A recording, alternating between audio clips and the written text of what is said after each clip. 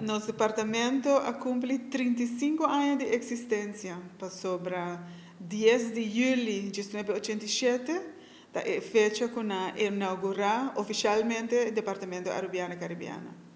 Para que sei, batata tem primeiro bibliotecário de Aruba, que é Johan Hartog, que sempre a colecionasse, o qual todo o escrevi tocante Aruba, e voral em linguagem papiamento.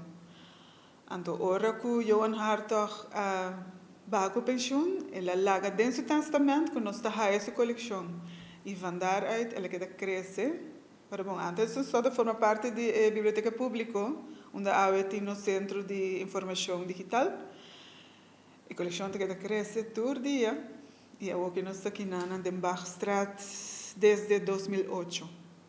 35 anos. Então, hoping na informação.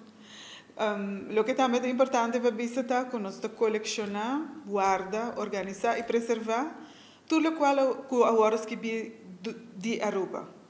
Door de Arubiano ou door de uma pessoa que não vive aqui, pero que trata Aruba. E banda de coleção nacional de nós temos coleção de Curaçao, Bonaire, Sabas, Eustáquio, Sint Maarten e Suriname também.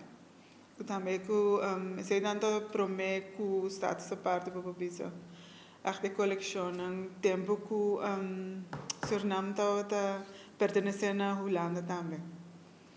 E já de Isla Riba também nós temos alguma informação, Jamaica, Santo Domingo.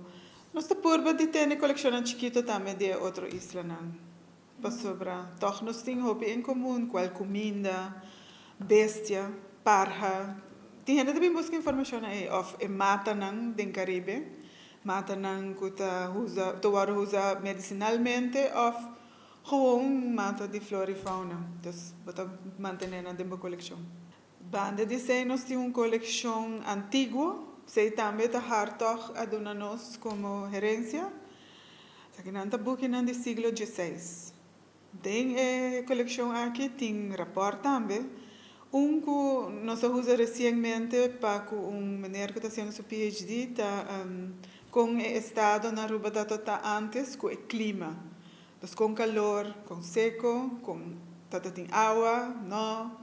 Tem rapport na coleção que ajuda de maneira mais rápida, mas a coleção também tem book na outra linguagem, francês, alemão. E o qual é bonito da coleção aqui está em encaixe. Não tem de cuero, não tem pintura, não ouro, bastante maneira de antes, não? Muito bonito.